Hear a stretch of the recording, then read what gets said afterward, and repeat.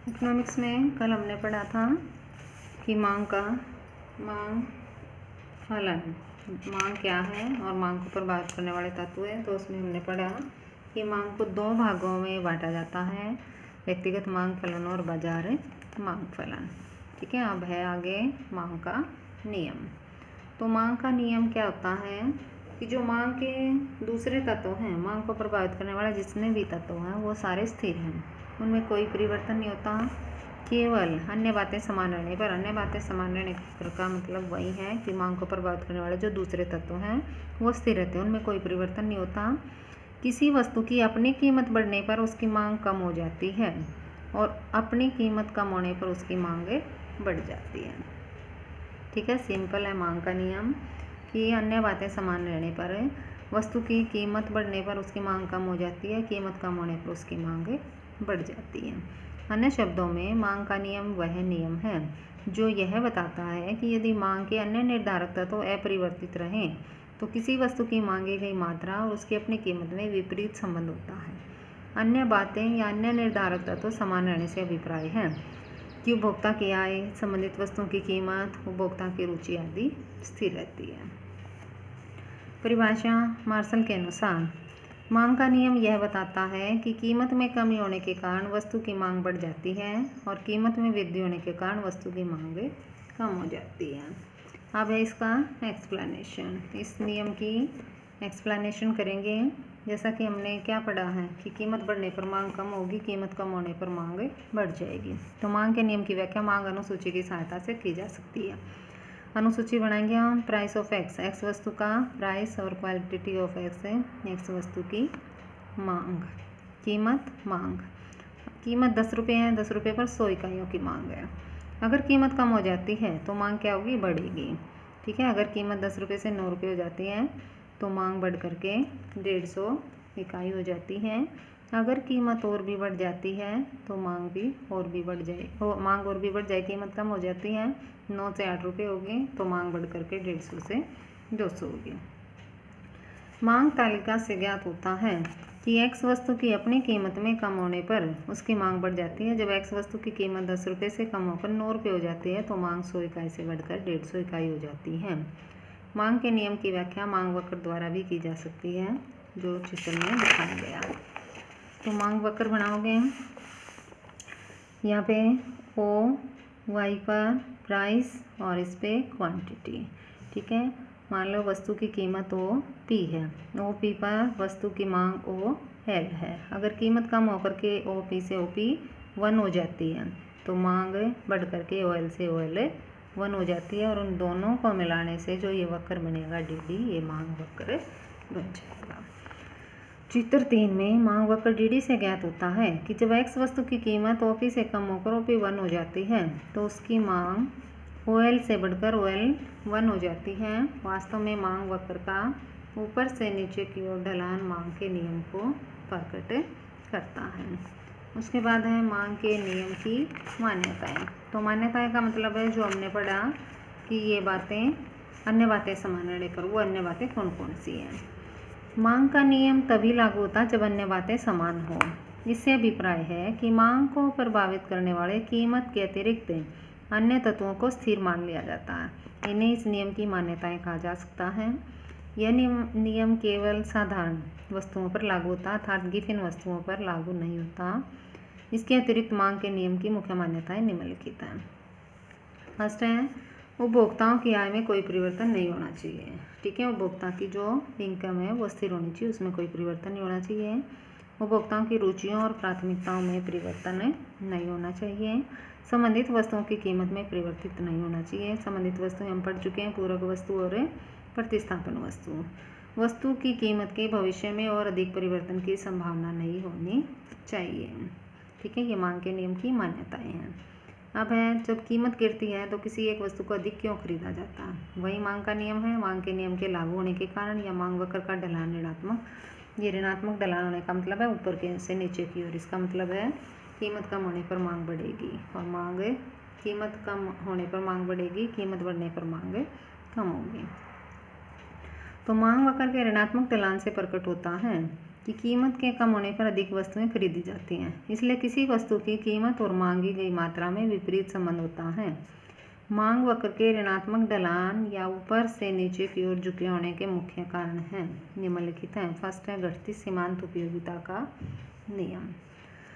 तो घटती सीमांत उपयोगिता का नियम क्या होता है? घटती सीमांत उपयोगिता का नियम होता है, इस नियम के अनुसार जैसे जैसे किसी वस्तु की अधिक इकाइयाँ खरीदी जाती हैं, कोई भी वस्तु है, अगर हम उस वस्तु की अधिक इकाइयाँ खरीदेंगे तो उसकी सीमांत उपयोगिता हमारे लिए कम होती जाएगी। ठीक है, जैसे मान लो हमें भूख है, ठीक है, हमारे पास एक रोटी है, उसकी उपयोगिता हमारे लिए ज़्यादा होगी, दो है, उसकी उपयोगिता ज़्यादा होगी। उसके बाद क्या होगा, अगर हमारे पास तीसरी रोटी है तो हमारा पेट भर गया, उसकी उपयोगिता अब हमारे लिए कम होती जाएगी, और पांचवी छठी रोटी तो हमारे लिए उसकी उपयोगिता माइनस में भी हो जाएगी। तो ये नियम है कि जैसे जैसे किसी वस्तु की अधिक इकाइयाँ खरीदी जाती हैं उनकी सीमांत उपयोगिता कम होती जाती है। उपभोक्ता को अधिकतम संतुष्टि तब प्राप्त होती है जब किसी वस्तु की उपयोगिता कीमत उसकी सीमांत उपयोगिता के बराबर होती है।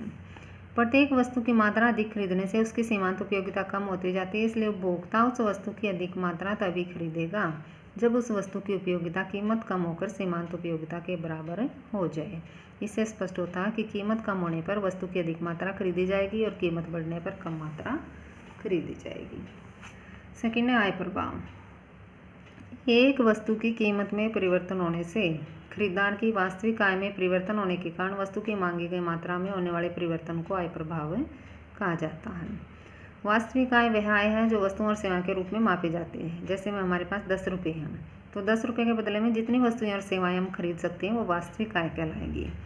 कीमत कम होने पर वास्तविक आय बढ़ जाएगी। बढ़ेगी कैसे? क्योंकि जैसे मान लो किसी वस्तु की कीमत 10 रुपये है, 10 रुपये पर हम पहले एक वस्तु खरीदते थे, अब उसकी कीमत कम होगी, 8 रुपये होगी, तो 8 रुपये में अब हम ज़्यादा वस्तुएं खरीद सकते हैं, इसलिए वास्तविक आय बढ़ गई।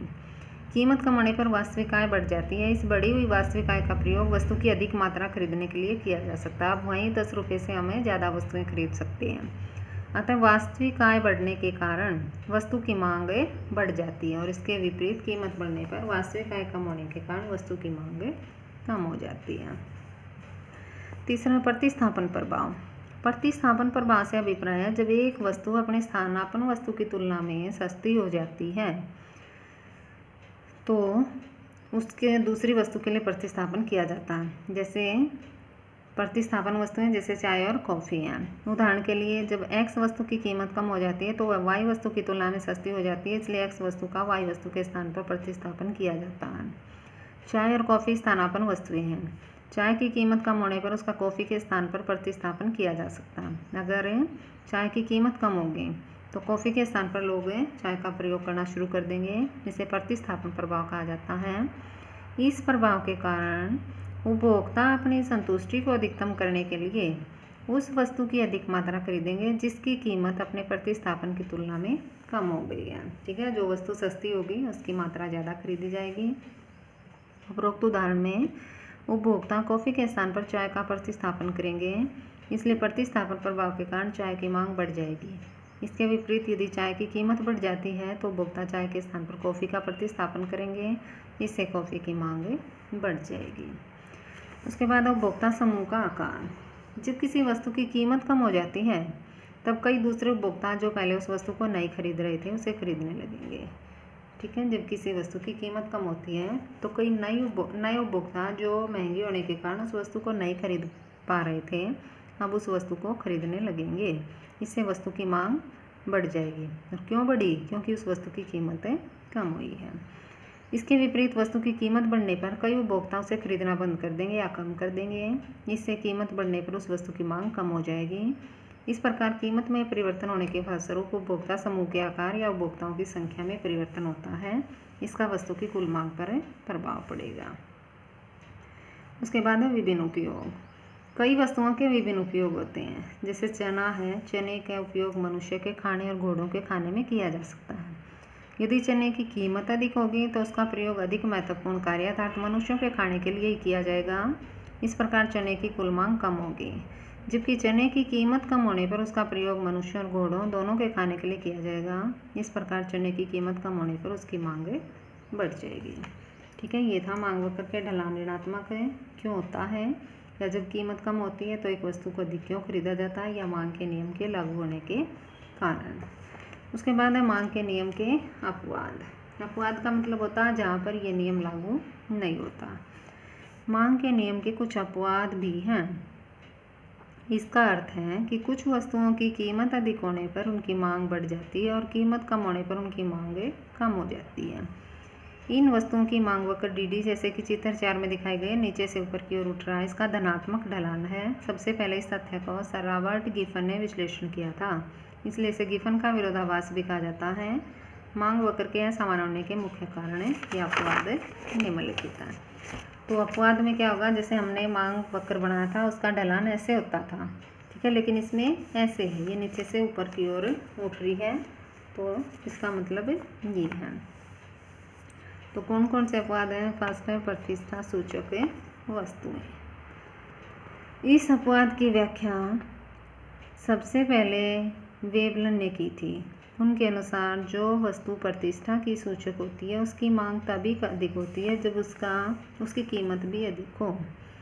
हीरे जवाहरात कीमती कालीन आदि की मांग उसी समय अधिक होती है जब उनकी कीमत अधिक होती है, क्योंकि इसका कारण क्या है, क्योंकि इनको अमीर लोग खरीदते हैं और वो अपनी प्रतिष्ठा का सूचक मानते हैं।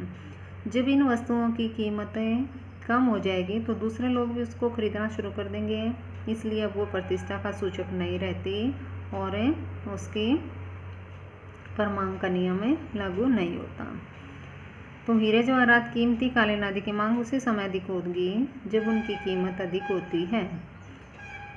इसका कारण है कि कीमती हीरे जवाहरातों को समाज में अधिक प्रतिष्ठा का सूचक माना जाता है, इसलिए उनकी कीमत अधिक होने पर मांग भी अधिक होती है और कीमत कम होने पर मांग भी कम हो जाती है, इसलिए इन वस्तुओं पर मांग का नियम लागू नहीं होता।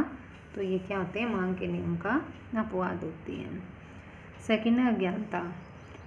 तो अज्ञानता में क्या आएगा कि कई उपभोक्ता ऐसे होते हैं उनके दिमाग में ये फिट होता है कि अगर वस्तु महंगी होगी, उसके कीमत ज़्यादा होगी तो वो ज़्यादा अच्छी होगी। कई बार उपभोक्ता अज्ञानता और भ्रम के कारण किसी वस्तु की कम कीमत पर उसको कम महत्वपूर्ण समझते हैं और उसकी कम मात्रा खरीदते हैं, परंतु कीमत अधिक होने पर वे उस वस्तु को अधिक महत्वपूर्ण मानने लगते हैं और उसकी अधिक मात्रा खरीदते हैं।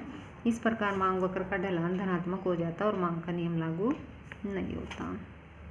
और थर्ड पॉइंट है गिफिन वस्तुएं। गिफिन वस्तुएं वे वस्तुएं जिनका कीमत प्रभाव धनात्मक होता है और आय प्रभाव ऋणात्मक होता है। अन्य शब्दों में गिफिन वस्तुएं वे वस्तुएं जिनका कीमत प्रभाव धनात्मक होता है। कीमत प्रभाव धनात्मक होने का मतलब क्या है, इनकी कीमत बढ़ने पर मांग बढ़ती है और कीमत कम होने पर मांग कम होती है, परंतु इन वस्तुओं का आय प्रभाव ऋणात्मक होता है, अर्थात उपभोक्ता की आय बढ़ने पर इनकी मांग कम होती है और आय कम होने पर इनकी मांग अधिक होती है।